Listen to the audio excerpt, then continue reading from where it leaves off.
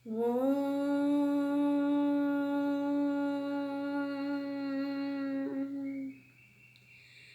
நம சிவாயம்.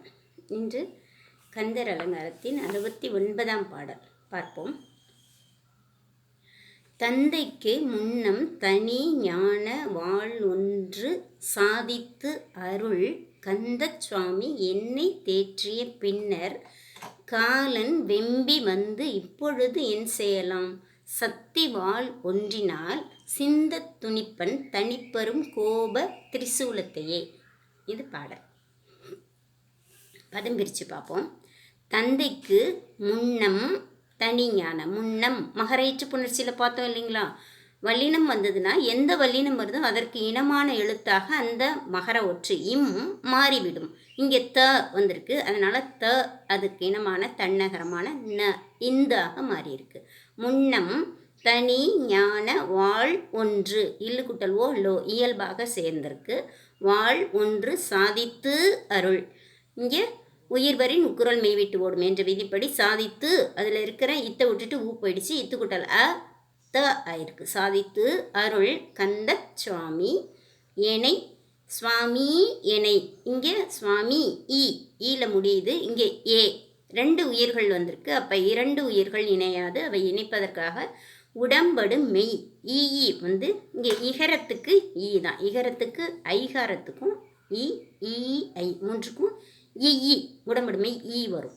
அப்போ இங்கே ஈ கூட்டல் ஏ ஆயிருக்கு. சுவாமி என்னை தேற்றிய பின்னர் காலன் வெம்பி வந்து இப்பொழுது உயர்வரின் உக்குரல் மெய்விட்டு ஓடும் என்ற விதிப்படி இப்பொழுது இங்கே வந்து உகரம் இருக்குது, இங்கே இப்பொழுது ஈ வந்திருக்கு. அப்போது இத்தை விட்டுட்டு ஊ போயிடுச்சு. இத்து கூட்டல் தீ ஆயிடுச்சு. வந்து இப்பொழுது என்னை, இங்கேயும் அதே தான். இப்பொழுது என்னை தூ இத்தை விட்டுட்டு ஊ போயிடுச்சு. இத்து கூட்டல் தே ஆயிடுச்சு.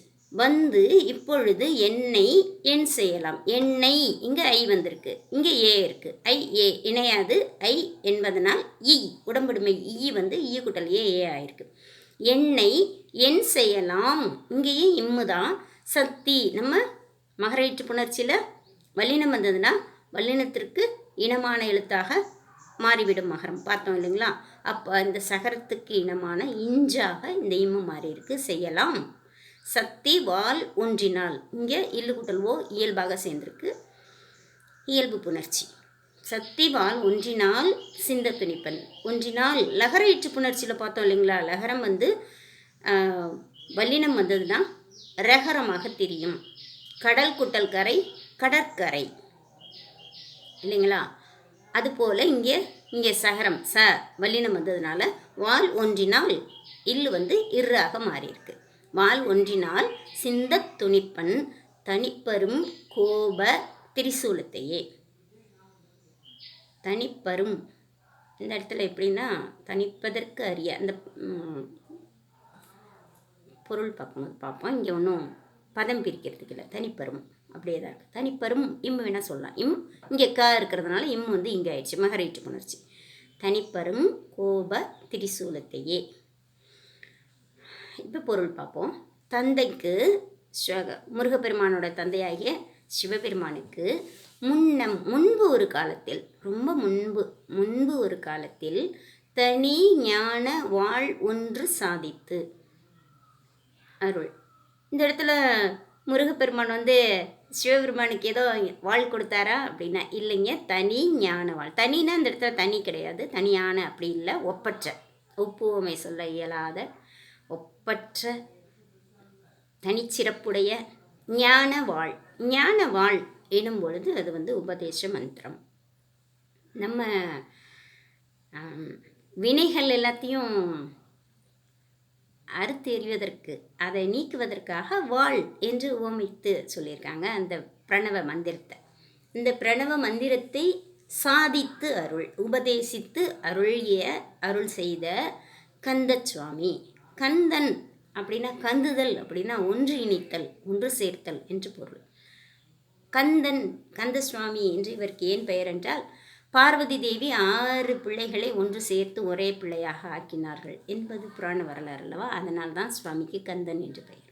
கந்த சுவாமி என்னை தேற்றிய பின் இவருக்கும் அதே மாதிரி மந்திர உபதேசம் சொன்னார் இல்லைங்களா. சுவாமி முருகப்பெருமான் அருணகிரிநாதருக்கு மந்திர உபதேசம் செய்தார். அதை ஒவ்வொரு தடவை அவர் குறிப்பிடும் போதும் எப்பேற்பட்ட சுவாமியிடமிருந்து நான் மந்திர உபதேசம் பெற்றேன் என்பதை குறிக்கும் விதமாக சிவபெருமானுக்கு உபதேசித்த முருகப்பெருமான் எனக்கும் உபதேசம் செய்தார் என்பது போல எப்போதும் இதை குறிப்பிடுவார். சிவபெருமான் உபதேசம் பெற்றார், அந்த சுவாமி என்னைக்கும் உபதேசம் செய்து என்னை தேற்றிய பின், தெளிவாக்கிய பின்னர், இந்த மாயையிலிருந்து தெளிய வைத்த பின்னர், அதற்கு தானே உபதேச மந்திரமே. அந்த தெளிவான நிலை ஞானம் பெற்ற பின்னர் காலன் வெம்பி வந்து, வெம்பினா சினம் கொண்டு வந்து, இப்பொழுது என்னை என் செய்யலாம், என்ன செய்ய முடியும் காலனால? காலன் ஏன் காரண பெயர். நம்ம காலத்தை கணித்து நம்ம அந்த சரியான காலம் கணிந்த பின்பு நம் உயிரை கூறிட்டு எடுத்து செல்பவன். அதனால தான் கூற்றுவன் கூறிட்டு எடுத்து செல்வதால், காலம் கணித்து நம்மை அணுகுவதால் காலன். அதனால தான் சிவபெருமானுக்கு காலன், காலனுக்கே காலன் சிவபெருமான். காலன் வெம்பி வந்து, சினந்து வந்து, இப்பொழுது என்னை என் செய்யலாம், என்னை இப்போ என்ன செய்ய முடியும் காலனால்? சக்தி வாழ் ஒன்றினால், முருகப்பெருமான் எனக்கு கொடுத்த அந்த பிரணவ மந்திரமாகிய சக்தி வாள் ஒன்றினால் சிந்த துணிப்பன். இவர் வாள்னு சொல்கிறதுனால இங்கே திரிசூலம், நம்ம யமன்னாலே யமம்பிரான் கையில் வந்து பாச கயிறு மட்டும் நம்ம குறிப்பிடுறோம், இல்லைங்க, திரிசூலமும் அவர் வச்சுருப்பார். அந்த திரிசூலம் இவர் எப்படி வெம்பி வர்றாரோ, சினந்து வர்றாரோ, அது மாதிரி அந்த திரிசூலம் கோப திரிசூலம், அது ரொம்ப சினம் கொண்ட கோப திரிசூலமாக இருக்குது.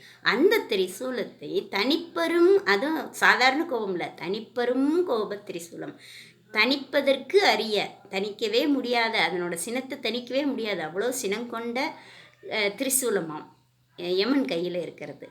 அந்த தனிப்பெரும் கோப திரிசூலத்தையே சிந்த துணிப்பன், சிந்துமாறு துணித்து விடுவேன், வெட்டி விடுவேன், அறுத்து விடுவேன். அது போல் வாள்னால், இவருடைய பிரணவமாகிய ஞான வாழினால் அந்த கோபம் தணிக்கவே முடியாத, தனியாத அந்த கோப திரிசூலத்தை சிந்த துணிப்பன், சிந்து மாதிரி அதை வெட்டி வீழ்த்தி விடுவேன், அது சிந்து பொடி பொடியாக சிந்துமாறு துணித்து விடுவேன் என்று அந்த பிரணவ மந்திரம் உபதேசம் பெற்ற அந்த ஞான தெளிவினாலும் துணிவினாலும் உறுதியாலும் இதை சொல்கின்றார் அருணகிரிநாதர். நாமும் ஏதாவது ஒரு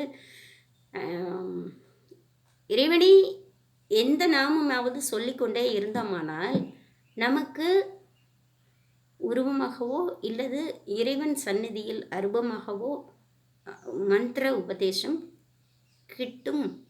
அநேகர் இது போல கிடைக்க பெற்றிருக்கிறார்கள். அந்த மந்திர உபதேசத்தை மீண்டும் மீண்டும் ஜபித்து கொண்டே இருந்தால் இந்த நிலை நமக்கும் வரும். காலனை கண்டு அஞ்ச வேண்டியதில்லை.